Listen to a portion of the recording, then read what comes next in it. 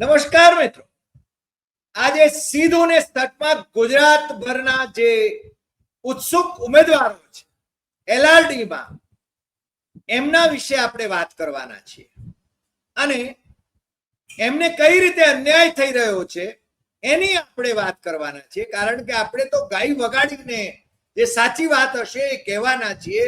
અને આપણી સાથે પ્રોફેસર ડોક્ટર બીસી રાઠોડ સાહેબ એ જોડાયેલા છે. એ ખૂબ અભ્યાસ કરીને બધી પરીક્ષાઓનો તુલનાત્મક અભ્યાસ કરીને એ વાત કરે છે, એટલે કે તથ્ય અને સત્યની વાત કરે છે. અને મારે જ્યારે આજે એલઆરડી ના સંદર્ભમાં વાત કરવી છે ત્યારે એટલું ચોક્કસ કહી શકાય મને જે સમજણ છે એ પ્રમાણે કે અત્યારે ગુજરાત પબ્લિક સર્વિસ કમિશનની અંદર જે ચેરમેન છે હસમુખ પટેલ, આઈપીએસ રિટાયર્ડ અને જે આઈએએસ થવાના ધકારા ધરાવતા હતા અને નહોતા થઈ શક્યા એટલે ફ્રસ્ટ્રેટ થયેલા એ હસમુખ પટેલ એ ગુજરાત પોલીસ ભરતી બોર્ડના પણ ચેરમેન હતા. અને એ વખતે એમણે આરઆર જે તૈયાર કરેલા એ આરઆર થકી અત્યારે છે ને એ જ પેટર્નમાં ઉમેદવારોને કઈ રીતે અન્યાય થઈ શકે એ રીતે પરીક્ષાઓ લેવાઈ રહી છે. અને હજુ હમણાં જ, કારણ કે હું ખેરાળુથી અમદાવાદ બસમાં જતો હતો ત્યારે આ એલઆરડી ના ઉમેદવારો એમના માટે ખાસ બસીસ મુકાતી હતી અને એ લોકો જઈ રહ્યા હતા. એટલે મને લાગ્યું કે લાખોની સંખ્યામાં જે પરીક્ષાર્થીઓ હોય એમની પાસેથી સરકાર જે ઉઘરાણા કરે છે, મને લાગે છે સરકારી તિજોરીમાં પણ રાઠોડ સાહેબ ઘણા બધા નાણાં એ આવતા હશે.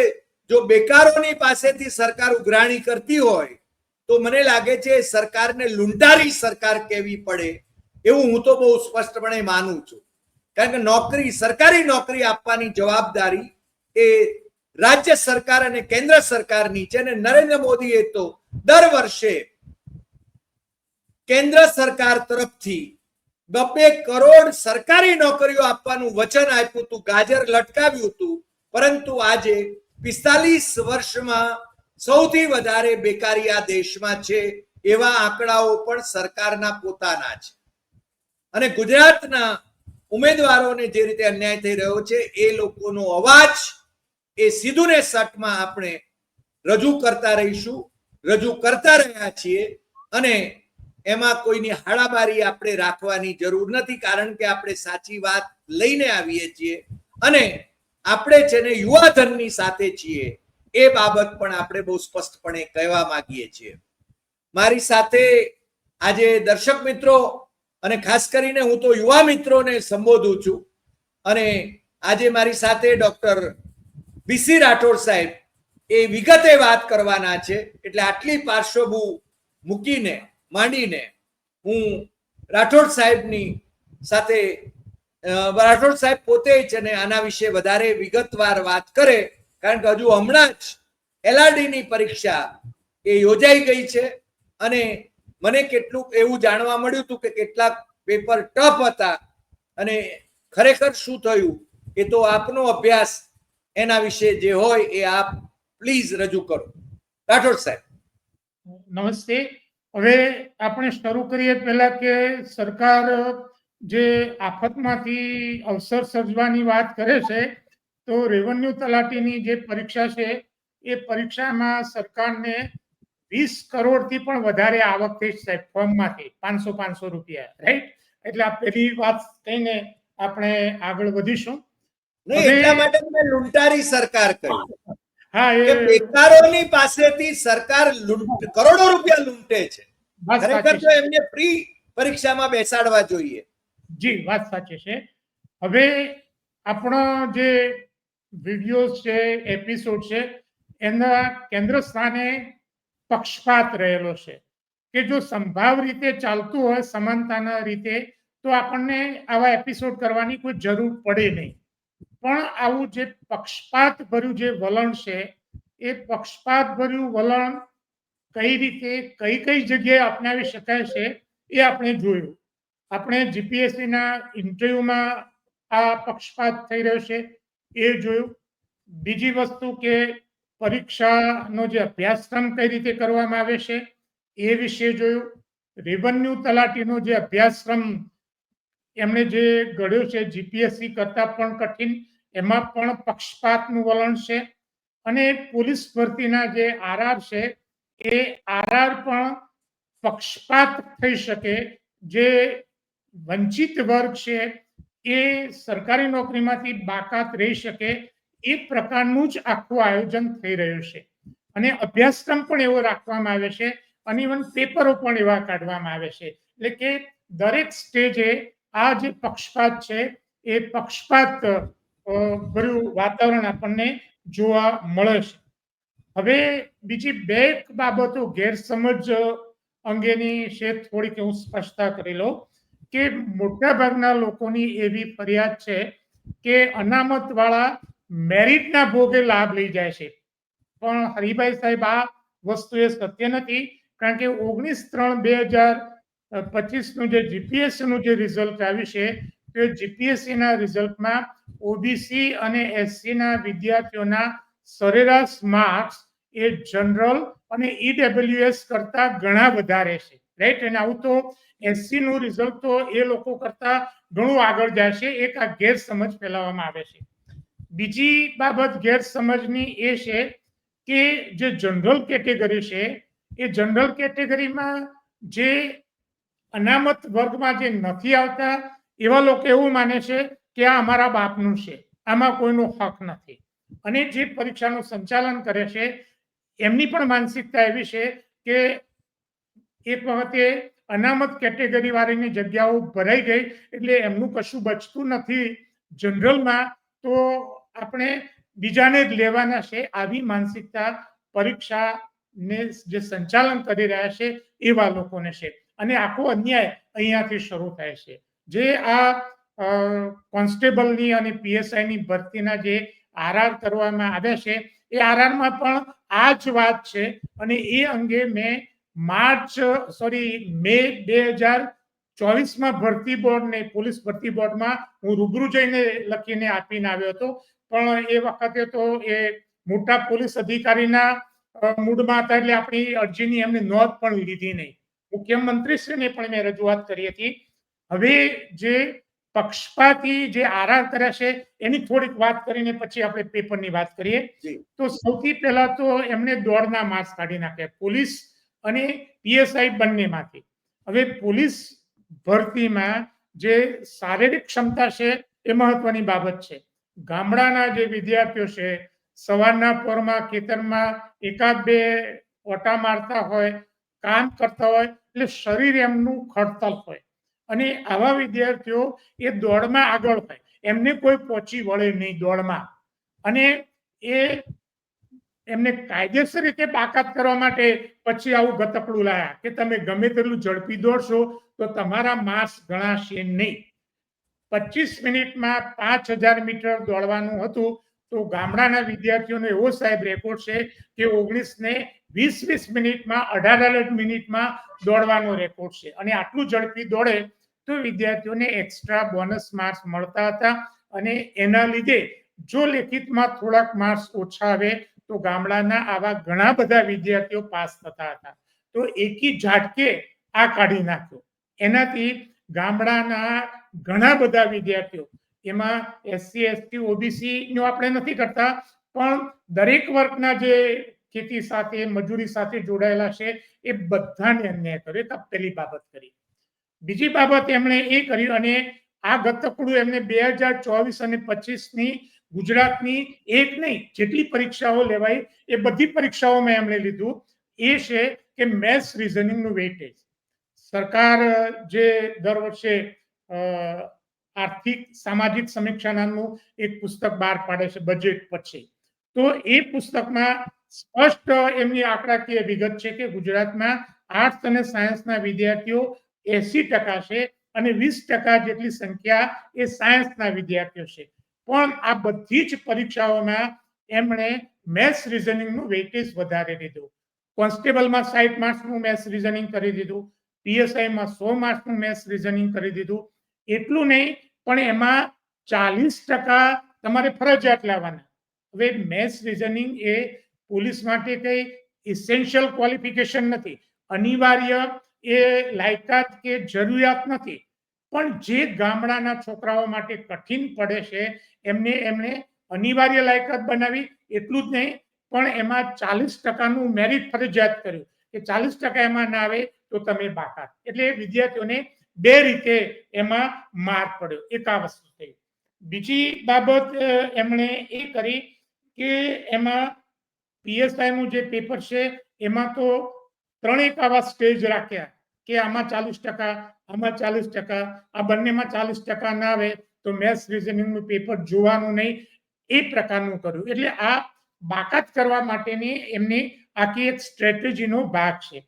એક ત્રીજી સૌથી મહત્વની જે બાબત એ છે કે આ વખતે એમણે જે આરણમાં રક્ષા શક્તિ યુનિવર્સિટીના માં જે વિદ્યાર્થીઓ ભણેલ છે, હું શબ્દ વાપરું છું ભણેલ, એના ટકા કે મેરિટ નહીં, કે માત્ર કેટલા વર્ષ ભણેલો છે એના આધારે બોનસ માર્ક્સ આપવાના એમને નક્કી કર્યા. કે કોન્સ્ટેબલમાં 1 વર્ષ ભણેલો હોય તો 3 માર્ક્સ, 2 વર્ષ હોય તો 5 માર્ક્સ, 3 વર્ષ ભણ્યો તો 8 માર્ક્સ અને 4 વર્ષ ભણ્યો તો 10 માર્ક્સ આપી દેવાના વિદ્યાર્થીને. અને એ જ પ્રમાણે પીએસઆઈમાં 1 વર્ષ ભણ્યો તો 5 માર્ક્સ, 2 વર્ષ ભણ્યો તો 9 માર્ક્સ, 3 વર્ષ ભણ્યો તો 12 માર્ક્સ અને 4 વર્ષ ભણ્યો તો 15 માર્ક્સ વિદ્યાર્થીને એના મેરિટમાં આપી દેવાના. હવે એમને શબ્દો વાપર્યા છે કે એમાં ભણેલ હોય તે એનું મેરિટ કેટલું નહીં જોવાનું, ટકાવારી નહીં જોવાનું, એટીકેટી છે એ નહીં જોવાનું. સાહેબ, આ જોગવાઈ એમણે કરી છે. એટલે કદાચ એમની રક્ષા શક્તિ યુનિવર્સિટીમાં વિદ્યાર્થીઓ ના થતા હોય એવું પણ હોઈ શકે, અથવા તો રક્ષા શક્તિના વિદ્યાર્થીઓને પાછલા બારણે અહીંયા પ્રવેશ આપવા માટે કર્યું હોય, એક આ અન્યાયી જોગવાઈ છે એ એમણે આમાં કરી છે. એટલે આ જે બધી બાબતો એવી છે. અને રક્ષા શક્તિ યુનિવર્સિટીનું ઇન્ટેક કેટલું સાહેબ? માંડ એમાં 50-100 વિદ્યાર્થીઓનું ઇન્ટેક હોય છે. આખા રાજ્યમાંથી 50-100 વિદ્યાર્થીઓ જે ભણેલા હોય એવા વિદ્યાર્થીઓને માર્ક્સ આપી દેવાના. અગાઉ થોડુંક મેરિટ જોવાતું હતું કે એનું મેરિટ કેટલું છે એ પ્રમાણે ટકાવારી, પણ આ વખતે તો એમણે વર્ષ પ્રમાણે જ કરી દીધું. આટલું વર્ષ તો આટલા વર્ષ તો એટલે આ જે જોગવાઈઓ છે એ એમણે અન્યાયની આખી જોગવાઈઓ કરી. આ ત્રણેક જોગવાઈઓ એવી કરી કે જેના લીધે ગામડાના વિદ્યાર્થીઓને જબરજસ્ત ફટકો પડશે. આપે વારંવાર આનો ઉલ્લેખ કર્યો, ગામડાના વિદ્યાર્થીઓ. ગામડાના વિદ્યાર્થીઓ એટલે એમાં છે ને તમામ સમાજના આવી જાય છે. આપણે જે વાત કરીએ છીએ એ જનરલ કેટેગરીની પણ આવે છે વાત, ઈડબ્લ્યુએસ ની પણ આવે છે, ઓબીસી ની પણ આવે છે અને એસસી અને એસસી ની પણ આવે છે. હવે તમે મેરિટની વાત કરી કે જનરલ કેટેગરી અને ઈડબ્લ્યુએસ ના મેરિટ એ છે ને એના કરતા ઓબીસી અને એસસી નું મેરિટ ઊંચું હતું. તો ઘણી વખતે કેટલાક બુદ્ધિના લઠ્ઠ જે હોય છે અથવા તો જે અપપ્રચાર કરવા માંગતા હોય છે એ લોકો એવી ફોર્મ્યુલા મૂકી દે છે અથવા તો પ્રચાર ચલાવે છે કે તો પછી અનામત કાઢી નાખો. મુશ્કેલી આ છે. આદિવાસી સમાજના જે ઉમેદવારો છે એમનું મેરિટ તો હજુ નીચે છે. તમે જાણો છો, તમારા અભ્યાસમાં પણ આવ્યું હશે, મારા અભ્યાસમાં પણ આવ્યું છે. અને મારે બીજો એક મુદ્દો પણ આ સાથે જોડી દેવો છે કે આઈએએસ અને આઈપીએસ અધિકારી અથવા તો બીજા બધા અધિકારી એનું સીધે સીધું પોસ્ટિંગ થાય અને એને પૂરો પગાર મળે, એને કાયમી નોકરી મળે, પરંતુ આ લોકોને એ છે ને જાણે કોન્ટ્રાક્ચ્યુઅલ લેબર તરીકે એમનું શોષણ થાય અને 5 વર્ષ સુધી શિક્ષકો હોય કે પછી આ લોકરક્ષક દળના જે પસંદ થયેલા હોય એ લોકો હોય એમને તો ફિક્સ પગારમાં રાખે છે. એટલે મને લાગે છે સરકાર પોતે પહેલા તો શોષણ કરે છે, લૂંટારી સરકાર છે, અને પછી જ એને આ રીતે શોષણ કરે છે. એટલે મને લાગે છે કે એની સામે પણ અવાજ ઉઠવો જોઈએ. વાત સાચી છે. હવે બીજી વસ્તુ એક છે કે આપણને સ્પષ્ટ દેખી આવે, આંધળાને પણ દેખી આવે કે જે ક્લાસ 3-4 કક્ષાના જે પેપરો છે એ પેપરો જીપીએસસી લેવલના કઠિન કરવામાં આવે. અગાઉ ડ્રાઈવરની જે પરીક્ષા હતી તો ડ્રાઈવરનું જે પેપર છે એ જીપીએસસી લેવલનું કાઢવામાં આવ્યું. હવે અહીંયા જે કોન્સ્ટેબલનું જે પેપર 15 તારીખે જે થયું એ પેપર સાહેબ હું ગેરંટી સાથે કહું છું કે ગુજરાત યુનિવર્સિટીના ગુજરાતીના અધ્યાપકોને બેસાડો, પ્રોફેસરોને બેસાડો, તો એમણે જે 10 શબ્દોના જે પ્રશ્નો પૂછ્યા છે એ 10 માંથી 10 ના આવે, હું ગેરંટી સાથે કરું છું. એટલે આપ ગુજરાત યુનિવર્સિટીમાં પ્રોફેસર રહી ચૂક્યા છો. આ વાત સાચી સાહેબ, મને ખબર છે, આ આપણને ખબર છે, અને ગુજરાતના પાઠ્યપુસ્તકોને ખબર છે. આપણે એકાદ વખતે ગુજરાતના પાઠ્યપુસ્તકોને વિડીયો ઉતારશું એટલે ગુજરાતના લોકોને ખ્યાલ આવે. હવે મારો કહેવાનો મુદ્દો એ છે, આપણે પાઠ્યપુસ્તકોનો ઉલ્લેખ કર્યો એટલે હું કહી દઉં, હું પબ્લિકલી મેં કહ્યું છે, ટીવી ડિબેટમાં કહ્યું છે કે ગુજરાતના પાઠ્યપુસ્તક મંડળ જેવા થર્ડ રેટ પુસ્તકો મેં બીજા કોઈ રાજ્યમાં જોયા નથી. કારણ કે જે રાજ્યમાં હું જાઉં છું એ રાજ્યના પાઠ્યપુસ્તકો હું હંમેશા ખરીદી લઉં છું. હા, એટલે 2017માં 10મા ધોરણના પાઠ્યપુસ્તકમાં 300 ભૂલો હતી અને અનુક્રમણિકામાં 3 ભૂલો હતી. એ મારી આગેવાની હેઠળ સુધારવામાં આવી હતી. વિષયાંતરથી જો એટલે આપણે આ મુદ્દાને આપણે તલાટીની જે પરીક્ષા થઈ એના ઉપર આવી જઈએ. એના ઉપર આવીએ. હવે તલાટીની જે પરીક્ષા જે થઈ તો એમાં પહેલો મુદ્દો તો એ છે કે કોન્સ્ટેબલ કક્ષાનું આ પેપર છે, તો એમાં પછી તમે MA થયેલા ગુજરાતીના વિદ્યાર્થીને કે ગુજરાતી ભણાવતા પ્રોફેસરને ના આવડે એવા અઘરા શબ્દો કેમ પૂછ્યા, રાઈટ? એનું એક કારણ એ છે કે જે સામાન્ય વર્ગનો જે વિદ્યાર્થી છે એ તો આ શબ્દોથી અપરિચિત છે, એટલે જે પક્ષપાત વાળી વાત છે એ આમાં એ સાબિત થઈ જાય છે. બીજી બાબત મારે એ કહેવી છે કે એમાં દીવી અને ખલીલી એવા શબ્દો સાહેબ પૂછ્યા છે. હવે આ જે શબ્દો છે એ 7 જોડની કોષમાં નથી. કેકા શાસ્ત્રીનો જે બૃહદ જોડની કોષ છે 2 ભાગમાં, એમાં પણ આ શબ્દો નથી. હવે આ શબ્દોના અર્થ જો એમાં ના મળતા હોય અને એવા શબ્દો તમે પોલીસ કોન્સ્ટેબલમાં જો પૂછો છો તો તમારો મલિન ઈરાદો કયો છે? તમે જે નીચલા વર્ગનો વિદ્યાર્થી છે એ તો આમાં આવે જ નહીં, એ વસ્તુ તમે અહીંયા કરી રહ્યા છો. એટલે આ બહુ જ ખરાબ વસ્તુ એમણે ગુજરાતીમાં એ કર્યું છે. અને બીજી બાબત એ છે કે જે પાર્ટ 1માં જે ગુજરાતી 20 માર્કનું છે એમાં 10 માર્કના જે પ્રશ્નો છે એ તો ખૂબ જ અઘરા આ પ્રકારના એમણે મૂક્યા છે. મેથ્સ રીઝનિંગ પણ અઘરું મૂક્યું છે. એનું મુખ્ય કારણ એ છે કે 40%નો જે ક્રાઇટેરિયા છે એમાં ઘણા બધાને બાકાત કરી શકાય, એક આ વસ્તુ છે. બીજી બાબત મારે એ કહેવી છે કે હસમુખ પટેલ સાહેબની અધ્યક્ષતામાં RR થયા તે આપણે ઉલ્લેખ કરી ગયા, અને એમના એક વિડીયોમાં વિદ્યાર્થીઓને એ પોતે એવું કહેશે કે કોન્સ્ટેબલની પરીક્ષામાં વ્યાકરણ અભ્યાસક્રમમાં નથી, ગદ્યાર્થ ગ્રહણ છે, કોમ્પ્રિહેન્શન છે, એટલે તમારે વ્યાકરણ તૈયાર કરવાની જરૂર નથી, આવું એ પોતે ત્યાં કહે છે. પણ પરીક્ષામાં તો જોડણી પૂછી, વ્યાકરણ પૂછ્યું. હવે પોતે વિડીયોમાં વિદ્યાર્થીઓને આવી સલાહ આપી રહ્યા છે કે કોન્સ્ટેબલના પેપરમાં એ કોમ્પ્રિહેન્શન છે, અર્થગ્રહણ છે, વ્યાકરણ નથી. પણ આમાં 5 માર્કની જોડણીનો વ્યાકરણનો આખો પ્રશ્ન પૂછ્યો. બીજો જે આખો ફકરો છે એ ફકરો ભાષા શૈલીનો પૂછ્યો, અર્થગ્રહણને નહીં, યોગ્ય જગ્યાએ યોગ્ય શબ્દની પસંદગી. તો તમે અભ્યાસક્રમને વળગી રહ્યા નથી, જે અભ્યાસક્રમ છે એ સિવાયનું બહારનું પૂછો છો અને વિદ્યાર્થીઓને તમે પાછા ગેરમાર્ગે દોરો છો કે વ્યાકરણ તો અભ્યાસક્રમમાં નથી, તમારે માત્ર કોમ્પ્રિહેન્શન પૂછવાનું છે. એટલે વિદ્યાર્થીઓને એ પોતે ગેરમાર્ગે દોરીને આ પ્રકારનો જે પ્રશ્નપત્ર જે કાઢ્યું છે એ ખરેખર એ અન્યાયી છે. મને એક બીજો પણ પ્રશ્ન થાય છે કે આની અંદર મેથેમેટિક્સ અને રીઝનિંગ નું પેપર હાર્ડ હતું એવું ઘણા બધાએ મને પણ લખ્યું. હવે મને ખબર નથી પડતી કે કોન્સ્ટેબલ ને મેથેમેટિક્સ ની ક્યાં જરૂર પડે છે. એને ક્રિમિનલ લો ની વાત કરાય તો થોડી ઘણી, પણ એ તો PSI લેવલ ઉપર જાય, પણ એને છે ને મેથેમેટિક્સ ની કેમ જરૂર પડે? વહીવટદાર તરીકે કામ કરવાનું હોય, પેલા નાણાં ઉઘરાવવા માટે, તો એના માટે ગણતરી માટે મેથેમેટિક્સ રાખશે જ. મેથેમેટિક્સ ની ક્યાં જરૂર પડે?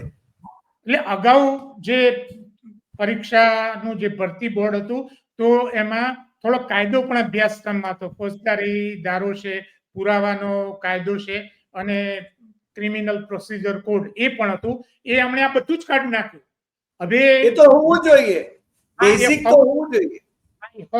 હવે કમનસીબી એ છે કે જે વિષયને લગતું છે એ કશું અભ્યાસક્રમમાં નહીં મૂકવાનું. દાખલા કે રેવન્યુ તલાટીની પરીક્ષા છે તો તલાટીને લગતી જે કામગીરી છે એની ફરજો છે એ કશું જ નહીં મૂકવાની, આખું બધું જ કાઢી નાખ્યું. એટલે આ પ્રકારની જે એ લાગે છે એમાં જે મેથ્સ રિઝનિંગ જે મૂક્યું છે એ તો સાહેબ હથિયાર તરીકે ઉપયોગ કર્યું છે કે ગામડાના જે છોકરાઓ છે એમને મેથ્સ રિઝનિંગ ફાવતું નથી, ઓછું ફાવે છે, અને જે 20% જ સાયન્સના જે વિદ્યાર્થીઓ છે એટલે આ તો બાકાત કરવાની એક પોલિસીના ભાગરૂપે એમણે મૂક્યું છે એમ કહેવામાં કશું ખોટું નથી. અને 2024-25માં આખા વર્ષની બધી જ પરીક્ષાઓ એમણે આ રીતે લીધી. એટલે મેથ્સ રિઝનિંગ તો એક એમનું હથિયાર બનાવ્યું છે છોકરાઓને બાકાત કરવાની, એનું કોઈ મૂલ્ય નથી. જે જગ્યા છે એ જગ્યાને લગતા પ્રશ્નો હોવા જોઈએ પણ એ પ્રશ્નો એમણે મૂક્યા નથી. એટલે વિદ્યાર્થીઓમાં ઉકળતો ચડવું છે. વિદ્યાર્થીઓ ખૂબ નાસીપાસ છે. ઘણા બધા વિદ્યાર્થીઓ કહે છે કે હવે તો પરીક્ષાની તૈયારી કર્યા વગર ખેતરમાં જ મજૂરી કરાય, અને આ લોકોની મનસા જ એવી છે કે તમે મજૂરી કરવા માટે જ સર્જાયેલા છો, કોન્સ્ટેબલ બનવાનું તમારું કામ નથી, એવું આ લોકોની અંદરની મનસા હોય એવું આપણને સ્પષ્ટ દેખાઈ રહ્યું છે. એક બીજી કોમેન્ટ પણ મારા એક વિડીયોમાં મૂકી હતી કે ગામડાના જે લોકો છે એ ચૂંટણી વખતે કદાચ કોંગ્રેસ તરફી મતદાન કરે છે એટલા માટે આ લોકો એમને હેરાન કરે છે કેમ, એ એમનો વિષય છે, પણ આવી એક કોમેન્ટ પણ હતી. એટલે આ જે બધું થઈ રહ્યું છે એ પક્ષપાત ભર્યું છે એમ કહેવામાં મને સહેજ પણ ખોટું લાગતું નથી. જી, મને લાગે છે રાઠોડ સાહેબ આપણે આ વિડીયો એટલા માટે કર્યો છે કે લોકોને જાગતા કરીએ, અને આપે જે વિશ્લેષણ કર્યું છે એ વિશ્લેષણ વધુ ને વધુ લોકો સુધી પહોંચે. કારણ કે મને લાગે છે કે LRD ની પરીક્ષામાં લાખો ઉમેદવારો એ છે ને સહભાગી થયા છે. મને લાગે છે 2.5 લાખ જેટલા હશે. 2,37,000 પરીક્ષા આપી. 2,37,000 પરીક્ષા આપી. અને ગુજરાતના વિદ્યાર્થીઓ અને વાલીઓને મારી એક અપીલ છે કે નવી હવે જે પોલીસ ભરતી થવાની છે PSI અને કોન્સ્ટેબલની, તો એના RR બદલાવા જોઈએ, અને બદલાવા માટે તમે સરકારમાં રજૂઆત કરો જેથી કરીને જે વિશાળ વર્ગ છે એને અન્યાય ના થઈ શકે. સંગઠિત રીતે વિવિધ સમાજોના નેતાઓએ, આગેવાનોએ, MLA, MPA અને મિનિસ્ટરોએ આ RR બદલાવવા માટે છે ને ઝુંબેશ ચલાવવી જોઈએ અને સરકારને ફરજ પાડવી જોઈએ. મને લાગે છે કે આ વાત આજના એપિસોડનો સાર આપણે આટલો કાઢી શકીએ, અને એ જો કરે તો આ રાજ્યના યુવાધનને ફાયદો થશે એટલું આપણે અપેક્ષિત માનીએ છીએ. આજે આટલી વાત, ફરી મળીશું નવા એપિસોડમાં નવા વિષય સાથે. આપણે રાઠોડ સાહેબને ફરીને જોડીશું અને એ પાછા પરીક્ષાઓના તુલનાત્મક અભ્યાસના તારણો લઈને આવશે. અને જેમને આ વિડીયો વધારે, આ એપિસોડ વધારે ગમ્યો હોય એ સૌથી વધુ શેર કરે, લાઈક કરે, કમેન્ટ કરે, અને આપણી યુટ્યુબ ચેનલ ડોક્ટર હરિદેસાઈ સત્યમેવમ તથ્યમ એ સબસ્ક્રાઇબ કરવા માટે પણ મિત્રોને જરૂર જણાવે. નમસ્કાર.